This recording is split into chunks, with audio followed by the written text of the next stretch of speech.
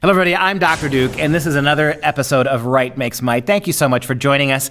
And it's October, and you can't get through the first few weeks of October without progressive bedwetters trying to get rid of the Columbus Day holiday. They want to rename it Indigenous Peoples Day after the Native Americans who were brutally slaughtered at the hands of Western culture in the succeeding couple centuries after Columbus's landing in the Americas.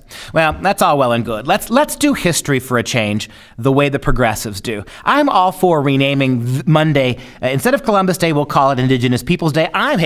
One Italian, a whole week's worth of Native American celebrations. Let's call the whole week Indigenous Peoples Week. But let's do history. Let's treat Indigenous peoples exactly the way progressives treat important figures from Western culture. In other words, rather than look at the positive things that somebody like Columbus did, and there are many to his tally sheet, let's only look at the negative. Let's only look at the bad things done in the name of expansion, in the name of opening up the new world. Let's do the same approach when talking about Native Americans. And if we do that then, on this Indigenous Peoples Day, we have to recognize that human sacrifice was a religious practice of all pre-Columbian civilizations in the New World, from the Aztec to the Maya to the Inca. All of them engaged in their own ways in war, empire building, human sacrifice, and bloodshed.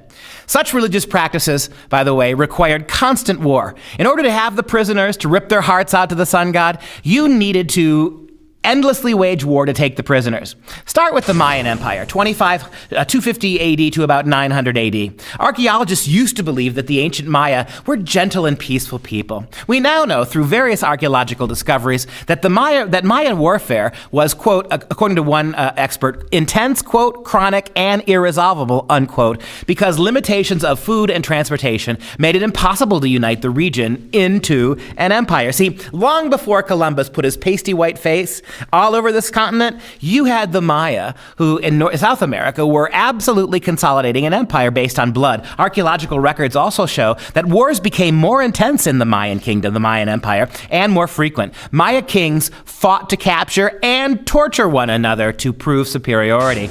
Jump ahead to the Aztecs, 1200 AD to about 1521 AD. The Aztec state centered on political expansion by war and tribute taking from other Native American native city-states. The sacrifice of war captives was an important part of the many Aztec religious festivals. It is possible that around 20,000 people were sacrificed a year in the Aztec Empire.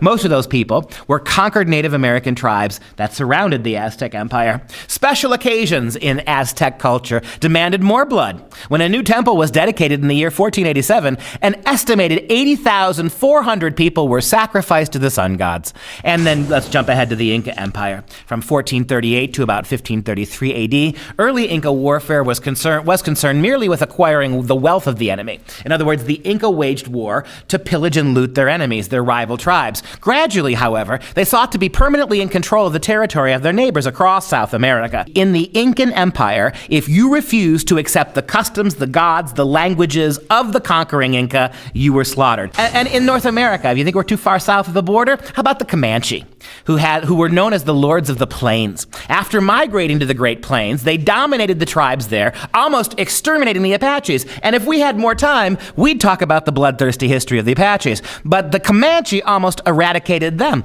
Genocide, anybody? The Mexicans had a word for them, the Comancheria, right, which covered 250,000 miles of territory that were dominated by the Cherokee. They didn't just slaughter their enemies, the soldiers they fought against in other Native American tribes. They slaughtered the livestock, they slaughtered the babies, they slaughtered the elderly women. Older women, by the way, were usually raped before being killed. They were infamous for their inventive tortures, and women were usually put in charge of the torture process. So there you have it. It's one of the reasons why we have Indigenous Culture Week, because the Native Americans let women do the killing. Isn't that progressive and feminist? And let's talk about slaveholding in early Native American tribes. How about the Chickasaw, the Creek, and the Seminole tribes, all who held black slaves? How about the Choctaw, who also held black slaves? They even sided with the Confederacy in the Civil War. And then there's the Cherokee, who had, by the time 1860 rolled around, right before the Civil War, the Cherokee owned about 4,600 African American slaves. By all means, let's rename Columbus Day Indigenous Peoples Day. And while we're at it, let's just get rid of Thanksgiving. Tell the whole story from the side of the Native Americans and rename it after a Native American harvest festival.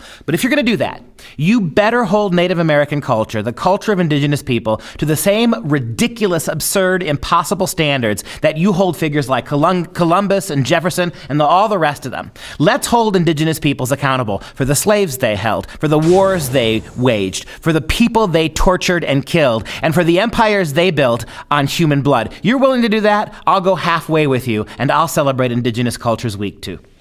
This is Right Makes Might with Dr. Duke.